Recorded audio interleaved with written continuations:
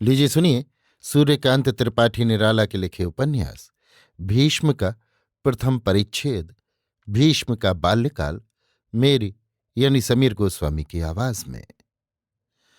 महाराज महाभीष्म बड़े प्रतापी राजा थे। अपने वंश मर्यादा की इन्होंने खूब रक्षा की थी।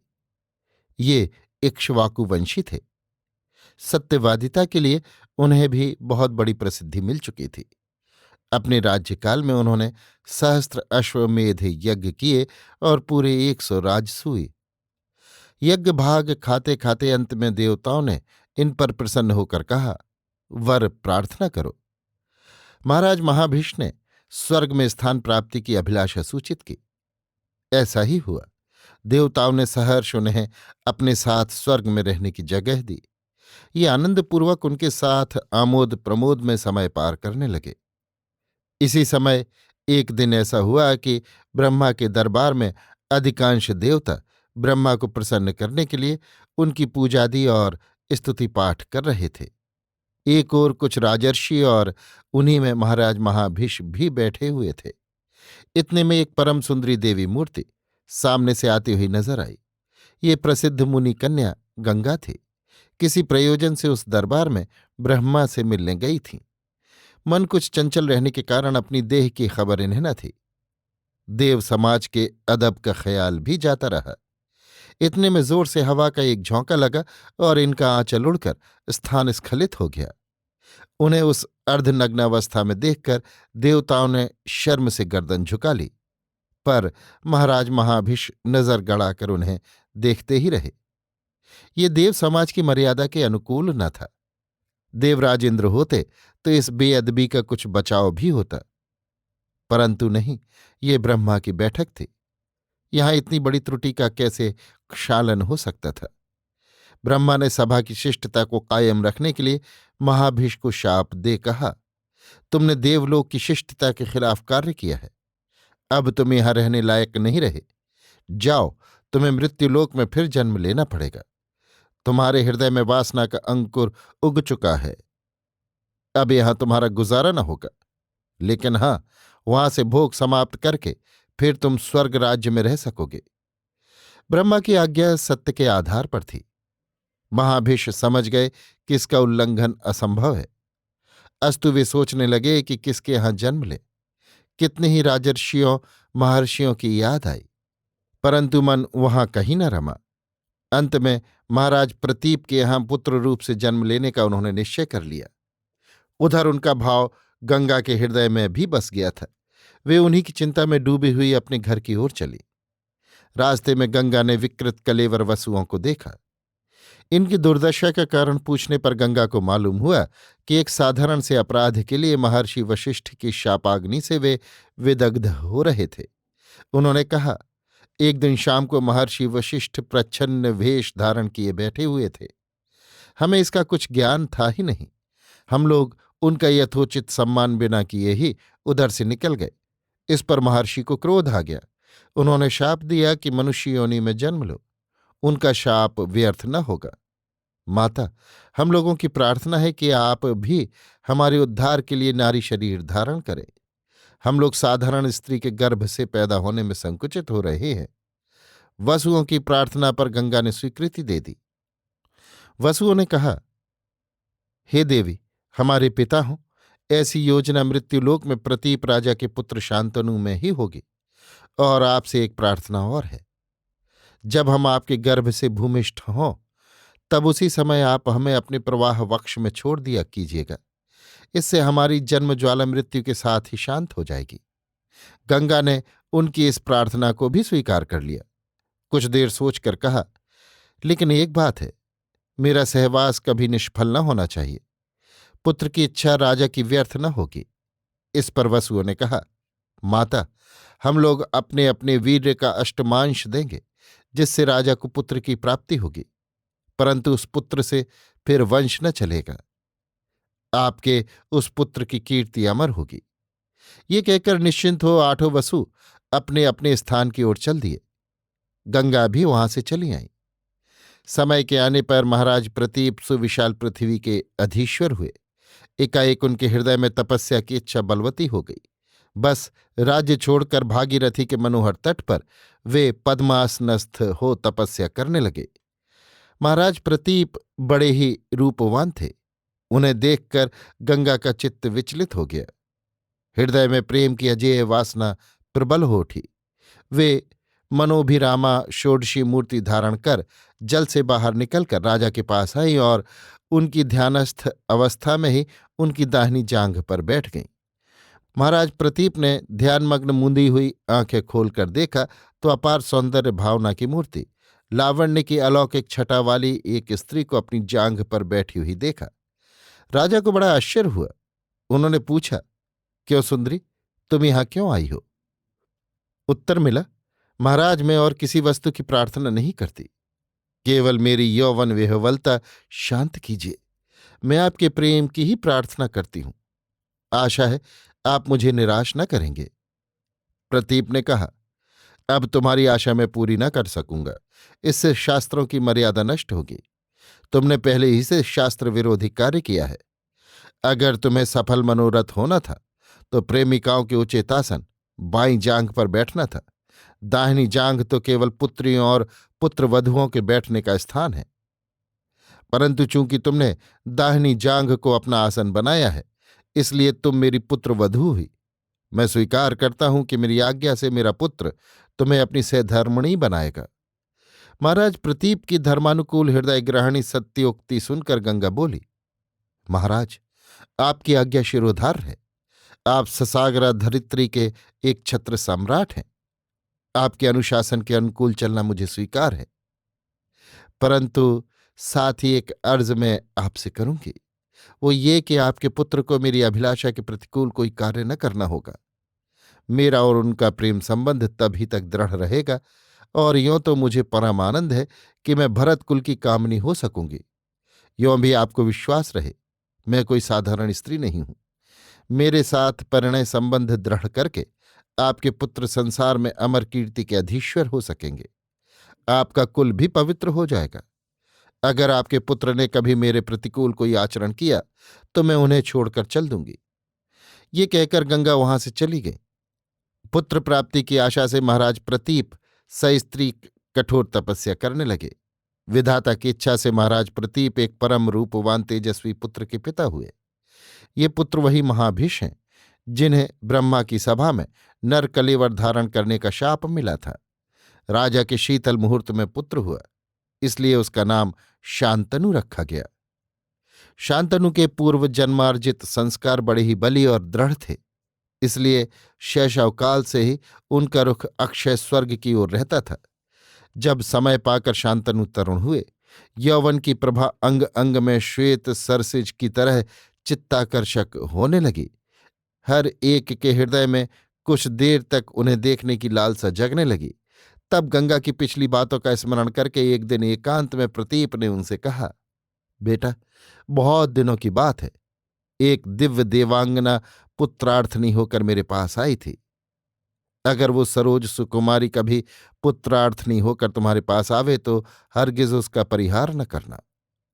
उसे अपनी सहधर्मिणी स्वीकार करके अवश्य घर ले आना। इससे तुम्हारा कल्याण होगा और देवता भी तुम्हारी यश की दुंदुभी बजाएंगे। संसार में तुम्हारी कीर्ति अमर होगी। परंतु तुम्हें उसके मनोविनोद के अनुकूल चलना होगा। जिस दिन तुम उसकी प्रतिकूलता करोगे उसी दिन वो तुम्हें छोड़कर चली जाएगी। शांत स्वभाव शांतनु ने पिता की आज्ञा को अमिट वेद वाक्य की तरह मान लिया। रह रहकर बहुत दूर की न जाने कैसी मधुर स्मृति उनके मस्तिष्क में जगने लगी। एक अभाव सा थोड़ी देर के लिए चित्त को न जाने कैसा कर जाने लगा, परंतु वो क्षणिक रेखा नवजीवन के कर्म प्रवाह पर कोई साफ निशान नहीं लगा सकी। इधर धीरे धीरे शांतनु के हाथों में तमाम राज्य का भार आ गया। उनके वृद्ध माता पिता ने अभिषेक द्वारा उन्हें सिंहासनाधिरूढ़ करके तपश्चर्या के लिए वानप्रस्थ आश्रम धारण कर जंगल को प्रस्थान किया।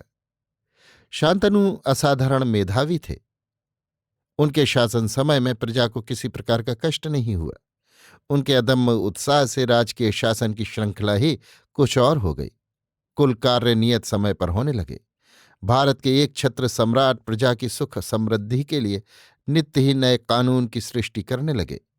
प्रजा को उनकी अवस्था के अनुसार चलने में कोई कष्ट न होता था।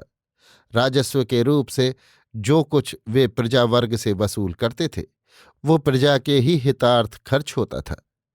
कहीं किसी प्रकार की अव्यवस्था नहीं हो पाती थी। न कहीं अत्याचार था, न अनाचार, न कहीं चोरी का डर था, न कहीं डाका पड़ता था। किसानों को राज्य से सब तरह की सहायता मिलती थी। महाजनों से सताए जाने की उन्हें कोई शंका न थी।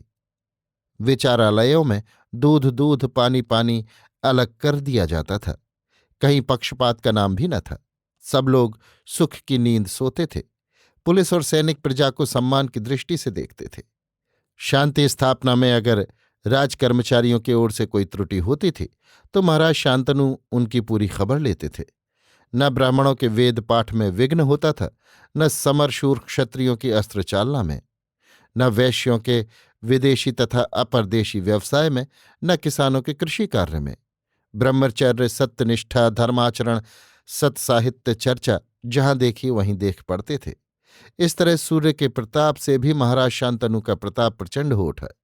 चंद्र की किरणों से भी उनका स्वभाव मधुर हो गया। समस्त भूमंडल में महाराज शांतनु की कीर्ति ध्वजा फहराने लगी।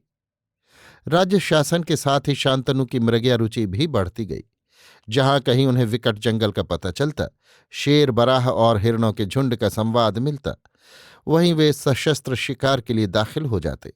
मृगया द्वारा मनोरंजन प्रिय महाराज शांतनु एक दिन अचानक भागीरथी के मनोहर तट पर जा पहुंचे। एक दिन शिकार खेलकर अपने तंबू में लौट रहे थे कि स्वच्छ सलीला भागीरथी के तट पर स्वर्गीय सौंदर्य पर इतराती हुई नवयौवना परम रूपवती एक सुकुमारी षोडशी को देख चकित हो गए। स्त्री क्या थी, चांदनी की मूर्ति थी। अंग अंग से लावण्य की सुकुमार धारा बह रही थी। उसकी वे आंखें थीं या सूर्यबिंब पर दो विकसित रश्मियां क्रीड़ा कर रही थीं। मुखमंडल शांत सरोवर की तरह उदार हो रहा था। कपोल युगल शीशे की तरह साफ नजर आते थे और उनके उस सुंदर मुख पर निष्पाप आभा की झलक झलक रही थी। आभूषणों के बिना भी सुंदर रूप में तीनों लोक की दृष्टि आकर्षित करने की शक्ति थी। कलिकाओं से व्याकुल लहलही लता सी उसकी देह मानो यौवन के अपार भार से दब रही थी। चंपा के दलों सी कनक कांति छीनने वाली उसकी अंगुलियां, लचीली डालियों सी बाहें, पीनोन्मत्त उरोज उस नितंबनी की शोभा और भी बढ़ा रहे थे। सबसे अधिक मोहक उसके खुले वायु में तरंगे भरते हुए आजानुलंबित काले काले घुंघराले बाल थे। श्वेतांबरा षोडशी की मनमोहनी मूर्ति पर महाराज शांतनु मुग्ध हो गए। उन नयनों में शयन करने के लिए जी व्याकुल हो गया। क्षण भर में शरीर रोमांचित होने लगा। उस प्रफुल्ल पद्म पर बैठने के लिए महाराज का मन भौरे की तरह विकल होकर गुंजार करने लगा। कितनी ही कल्पनाएं उसने कर डाली। उधर उस निराभरणा सुंदरी सुकुमारी की दशा भी और ही हो गई। महाराज शांतनु जैसा वृषस्कंध योद्धा सुदर्शन वीर उसने कभी न देखा था। वो एक दृष्टि से इन्हें देखने लगी। दृष्टि थक गई पर मन का लालच न थका। दिल हाथ से छूट गया। चार आंखें एक हुईं और मन को मौका मिला। उसने मौन प्रार्थना सुना दी। दोनों को एक दूसरे के दिल में जगह मिल गई। दोनों की कंठ तक पहुंचती हुई तृष्णा पर दो बूंद और कण चूं पड़े। प्यास और बढ़ गई। मंत्र सिद्ध हो गया, परंतु उसके प्रयोग के लिए जी तड़पने लगा। महाराज शांतनु ने वीर क्षत्रिय की तरह अपने धर्म का पालन किया। स्वयं ही उस सुंदरी के पास उसके प्रणय प्रार्थी बनकर गए। कहा, हे कृशोधरी, तुम कौन हो? देवी, दानवी, गांधर्व, कन्या, यक्ष, कुमारी कौन हो? तुम्हारे परिचय के लिए हृदय में बड़ी तीव्र लालसा है। मैं चाहता हूं कि ये मधुर यौवनकाल तुम्हारे सहवास द्वारा सुखपूर्वक व्यतीत हो। तुम्हारे पाणी ग्रहण की मुझे प्रबल अभिलाषा है। महाराज शांतनु के स्वर में किसी प्रकार की कृत्रिमता न थी। वो हृदय का सच्चा और निश्चल उद्गार था। वे सचमुच ही गंगा के सौंदर्य पर अपना सर्वस्व वार कर चुके थे। अपने मधुर यौवन का लोभ भी उन्हें न था। उसे भी वे गंगा की नजर कर चुके थे। उनकी दृष्टि में प्रकृत सौंदर्य की जगह गंगा की मनमोहनी मूर्तियां विराजी थी। हृदय में अंतरात्मा के आसन पर स्वच्छ सरोवर में चंद्रबिंब की तरह गंगा का चित्र पड़ रहा था। नवयुवक शांतनु ने अपनी नवीन आकांक्षा को रोका नहीं, किंतु उसके साथ स्वयं भी बहते गए और पिता की आज्ञा का स्मरण करके इसे वे अपना सौभाग्य समझ रहे थे। गंगा ने शांतनु की ओर परीक्षक की सी दृष्टि से एक बार देखा। नारी हृदय वासना से मुक्त न था। महाराज शांतनु में जिस तरह, वैसे ही गंगा के हृदय में भी प्रणय कीट प्रवेश पथ समाप्त कर चुका था। खलबली वहां भी मची हुई थी, परंतु अपने प्रेम पात्र के भाव की परीक्षा के लिए कुछ देर तक गंगा ने उसकी प्रार्थना पर मंजूरी नहीं दी। एक बात और भी है, शांतनु गंगा को देखकर जितने मुग्ध हो गए थे, उतना मोह गंगा को नहीं हुआ। यद्यपि गंगा की अंतरात्मा भी शांतनु से मिलने के लिए अत्यंत व्याकुल हो रही थी। ये शक्ति गंगा में देवत्व की थी और शांतनु की वो दुर्बलता, जिसके कारण एकाएक सर्वस्व तक का समर्पण करके वे महाराज से एक मनुष्य की श्रेणी में अपने को समझने लगे थे, मानवीय थी। इसीलिए इस प्रेम के परिणाम में विजय गंगा की ही रही, क्योंकि शांतनु को गंगा की शर्त मानकर चलना पड़ा। वो शर्त थी, वसुओं के शाप को स्मरण करके गंगा ने कहा, महाराज, आपकी इच्छा के अनुसार मैं आपकी सहधर्मिणी होना स्वीकार करती हूं। मुझे विश्वास है मेरे साथ रहकर आपको आमोद प्रमोद में हर तरह की सुविधा होगी। आपके मनोरंजन के लिए मैं सदा ही उत्सुक रहा करूंगी। परंतु मेरी एक बात अभी से सुन लीजिए। मेरी स्वतंत्रता पर आपको किसी तरह की रुकावट डालने का अधिकार न रहेगा। न आप मुझे किसी अप्रिय संबोधन से बुला सकेंगे। आप अभी से सोचकर निश्चय कर लीजिए। अगर इस शर्त पर आप दृढ़ रहेंगे तो मेरा और आपका संबंध अमिट है, और अगर आपसे इस शर्त का पालन न हो सका, जिस दिन आपकी ओर से उदासीनता या किसी तरह की उपेक्षा का भाव पैदा होगा, उसी दिन मैं आपको छोड़कर अपने अभिषिप्त स्थान को चली जाऊंगी। प्रेम के भूखे शांतनु को शर्त की दृढ़ता पर उस समय विचार का समय नहीं मिला। वे प्रेमांध हो रहे थे। स्नेह लालसा इतनी प्रबल थी कि स्त्री की शर्त को ठुकराकर वे वहां से चले नहीं आ सके। उस समय शर्त की कठोरता, पुरुष पर स्त्री का प्रभाव, इनमें किसी विषय पर भी विचार करने की शक्ति भी उनके अंदर नहीं रह गई थी। सिर झुका गंगा की शर्त को उन्होंने मंजूर कर लिया। देवत्व के सामने मनुष्यत्व का मस्तक नत हो गया। लालसा संयम के सम्मुख परास्त हो गई। पुरुष स्त्री का गुलाम बन गया। शांतनु को रूप का लोभ देखा। गंगा ने प्रेम के फंदे में खूब कसकर बांधना शुरू कर दिया। जब महाराज शांतनु प्रतिज्ञाबद्ध हो चुके, तब गंगा को अपनी लालसा सिद्धि की सूझी। साथ ही हृदय की दबी हुई वासना ज्वालामुखी के भीषण विस्फोट की तरह नारी सौंदर्य की हर एक झलक में, हर एक हाव भाव में, हर एक अंग से शतमुखी होकर फूट निकली। महाराज शांतनु उस अनुपम सुंदरी पर मुग्ध थे ही। उसे पाकर उन्हें स्वर्ग प्राप्ति से भी बढ़कर सुखानुभव होने लगा। महाराज गंगा को अपने महल में ले आए। कितने वर्ष, कितनी ही ऋतुएं दोनों की नई नई केली क्रीड़ाओं में पार हो गई। दीर्घ समय स्वप्न की तरह क्षण भर में व्यतीत हो गया। इसी समय जब दोनों केली प्रांगण में सुखपूर्वक विहार कर रहे थे, क्रम क्रम से गंगा के 7 पुत्र हुए। परंतु पुत्रों के जन्म लेने के साथ ही गंगा उन्हें अपने प्रवाह गर्भ में ले जाकर डाल देती थी। जब कोई पुत्र पैदा होता, तब अपनी अभिलाषा सिद्धि के पहले गंगा शांतनु को ये कहकर शांत करती थी कि मैं तुम्हें प्रसन्न करूंगी। परंतु प्रसन्नता तो भाड़ में गई। महाराज शांतनु को पुत्रों की हत्या पर क्रमशः दुसह दुख होने लगा। अंत तक जी की जलन इतनी बढ़ गई कि कभी कभी वे प्रतिज्ञा भंग करने के लिए भी मन को दृढ़ करने लगे। उधर गंगा के प्रेम का पाश भी कम मजबूत न था। उसे तोड़ना महाराज के लिए कदाचित पुत्र शोक से अधिक दुखप्रद हो रहा था। इसलिए 2-4 बार हिम्मत करके भी मन महसूस कर रह गए। अब के 8वें बार गंगा के गर्भ से जो अंतिम पुत्र हुआ, उसे देखकर गंगा मुस्कुराने लगी। पुत्रों की हत्या से महाराज को बड़ा दुख था। इस पुत्र को देखकर उन्हें बड़ी दया आई। साथ ही गंगा की पुत्रघातनी मूर्ति का स्मरण हो गया। रोंगटे खड़े हो गए। उस दिन स्त्री के लिए महाराज के हृदय का संचित अपार प्रेम पुत्र स्नेह के निकट परास्त हो गया। ये पुत्र सुंदर भी बड़ा था। सुकुमार आंखों से उसे अपनी ओर देखते हुए देखकर बिना बोले शांतनु से न रहा गया। उसके जीवन के लिए अजानी राह से होकर न जाने वो कैसा एक प्रबल स्नेह था, आया और उनके संपूर्ण अंतरात्मा पर अधिकार जमा लिया। पुत्र को बचाने की बड़ी इच्छा हुई। पत्नी के प्रति विजातीय भाव सा पैदा हो गया। गंगा से उन्होंने कहा, देखो, इस पुत्र पर अपने अधिकार का दावा न करो। पुत्रों की हत्या देखते देखते मेरा कलेजा टुकड़े टुकड़े हो गया है। अब आंखों में पट्टी बांधकर तुम्हारी स्वेच्छाचारिता में नहीं देख सकता। जिस पाप के जोड़ का कोई दूसरा पाप शास्त्रों में नहीं है, तुमने पुत्र हत्या सरीखा वो महापाप तक भी कर डाला। अब बस करो। इस बच्चे को भी दूसरों की राह लगाने की गंगा की इच्छा न थी। इसके जीवन की सूचना पहले ही उनके पुत्रों की फेहरिस्त में दर्ज हो चुकी थी। वे शांतनु के निषेध वाक्यों की ही बाट जोह रही थी। शांतनु की आज्ञा के पूर्ण विराम पर गंगा ने कहा, महाराज, तुम्हें पुत्र की अभिलाषा है।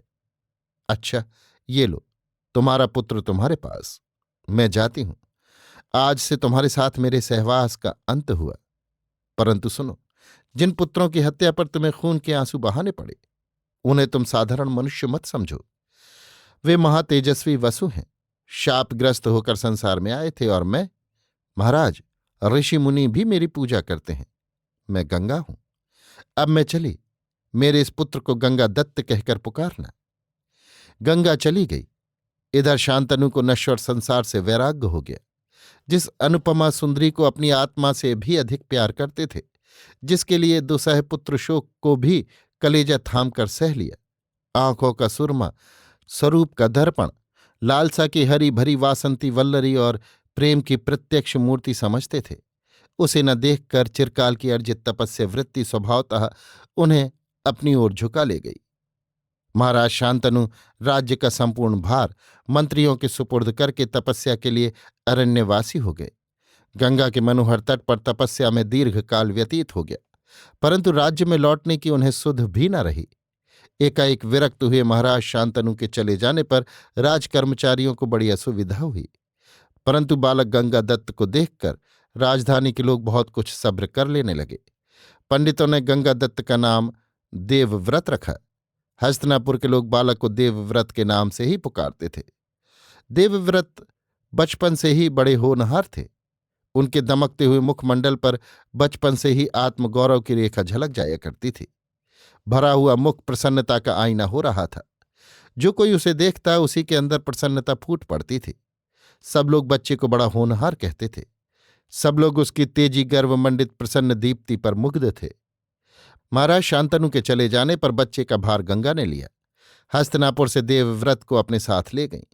उसकी शिक्षा का विचार करके महर्षि वशिष्ठ के आश्रम में अध्ययन के लिए बच्चे को छोड़ आना उन्होंने दूसरी जगहों से उत्तम समझा। बालक देवव्रत माता के साथ प्रसन्नतापूर्वक वशिष्ठ के आश्रम में चले गए। बालक होनहार था ही, महर्षि वशिष्ठ भी त्रिकालज्ञ थे। बच्चे को देखते ही उन्होंने उसकी भविष्य कीर्ति का ज्ञान नेत्रों से अध्ययन कर लिया और बड़े आग्रह से उसे पढ़ाने के लिए तैयार हो गए। इस तरह बालक देवव्रत को वशिष्ठ के संरक्षण में छोड़कर गंगा अपने स्थान को चली गई। इधर यथाविधि देवव्रत की शिक्षा दीक्षा होने लगी। पूर्व जन्मार्जित संस्कारों के कारण अल्पकाल में ही देवव्रत शास्त्रों में पारंगत हो गए। महर्षि को सर्वशास्त्र पारदर्शी बालक देवव्रत का उज्ज्वल भविष्य मालूम था ही। उन्होंने उसे दिल खोलकर पढ़ाया, अपनी संचित अगाध विद्या का संपूर्ण दान कर दिया। जब किसी विषय की कोई त्रुटि न रह गई, तब शुभाशीर्वाद देकर महर्षि ने अपने परम शिष्य बालक देवव्रत को विदा किया। गंगा ने बड़े स्नेह से बच्चे का कपोल चुंबन किया और क्षात्र वीर मंडल विजयी धनुर्वेद वारिधि परशुराम की सेवा में पहुंचकर क्षत्रियोचित धनुर्विद्या प्राप्त करने का उपदेश दिया। देवव्रत भगवान परशुराम के आश्रम में गए, बड़ी श्रद्धा से दंडवत प्रणाम किया। परशुराम ने आने का कारण पूछा। समर शिक्षा का अभिप्राय जान बालक के जोशीले चेहरे की ओर आंख उठाकर देखा। वैसा सुसंगठित होनहार बालक उनसे शिक्षा ग्रहण करने के लिए तब तक न आया था। परशुराम के रोम रोम से आनंद की धारा बह चली। हृदय में अगाध स्नेह उमड़ आया। बड़े प्यार से देवव्रत को वे अस्त्र शिक्षा देने लगे। निशाने पर अचूक वार करना, दोनों हाथों से बराबर तीर चलाना, विपक्षी के वारों से बचना, चलते फिरते निशाने पर तीर बेधना, व्यूह रचना, सैन्य समावेश, सब प्रकार के अस्त्रों का प्रयोग और भी अनेक तरह की सामरिक शिक्षाएं देवव्रत को दी गईं। अपने समय के सर्वश्रेष्ठ वीर पुरुष ने शिक्षा ग्रहण में आचार्य को पूर्णतया संतुष्ट कर दिया। जब शिक्षा पूरी हो गई, तब आचार्य भगवान परशुराम ने देवव्रत को हृदय के अंतस्थल से आशीर्वाद दे सहर्ष विदा किया। शिष्य की योग्यता पर परशुराम को परम संतोष था। उन्होंने अपने शिष्य को अभय देते हुए कहा, जाओ, तुमसे समर में जीतने वाला संसार में कोई न होगा। एक दिन की बात है कि देवव्रत मृगया के लिए निकले। बड़ी देर तक तलाश करते करते दूर निकल गए। उन्हें कुछ दूर पर एक मृग दिखाई पड़ा। धनुष पर चढ़ाकर मृग का लक्ष्य करके देवव्रत ने बाण छोड़ दिया। बाण विद्ध हो जाने पर मृग भागा। देवव्रत ने पीछे से उसे खदेड़ दिया। इस तरह उसके पीछे दौड़ते दौड़ते देवव्रत गंगा के तट पर आ पहुंचे।